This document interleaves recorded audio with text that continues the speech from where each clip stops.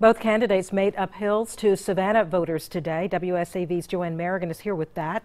And a new twist in this race now just one day before the election. Joanne?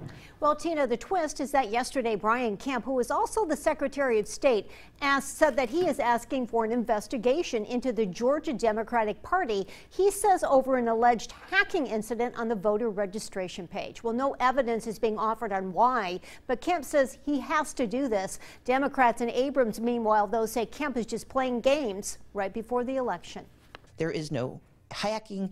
There is only the failure of Brian Kemp to do his job. Stacey Abrams says this so-called security problem is a vulnerability in the state system that Secretary of State Brian Kemp was apparently informed about a few days ago. Once again, for the third time, he has put our voters at risk, and he has refused to take responsibility. The first two times he blamed a vendor and an employee, and this time he's blaming the Democratic Party.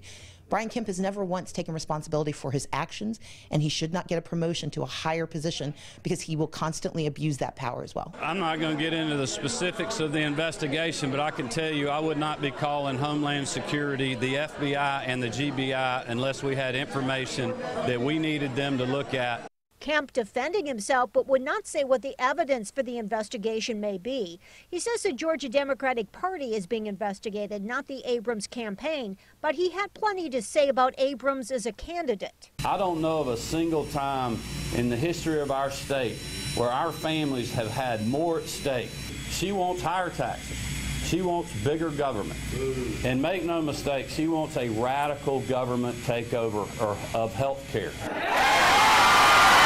But Abrams, who was greeted with enthusiasm at a rally at the International Longshoremen's Association, says she doesn't want to take over health care. She wants to help more people who need coverage. And I'm the only candidate with a plan to protect pre-existing conditions and to expand access to health care in the state of Georgia. Abrams saying her opponent talks a good game, but doesn't have the plans for jobs and public safety that she has. Not surprisingly, Kemp doesn't agree.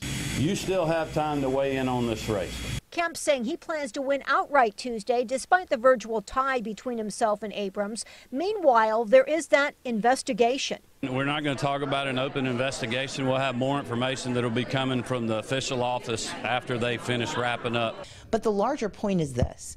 You cannot be the referee and the player, and now you determine that you're going to be the judge.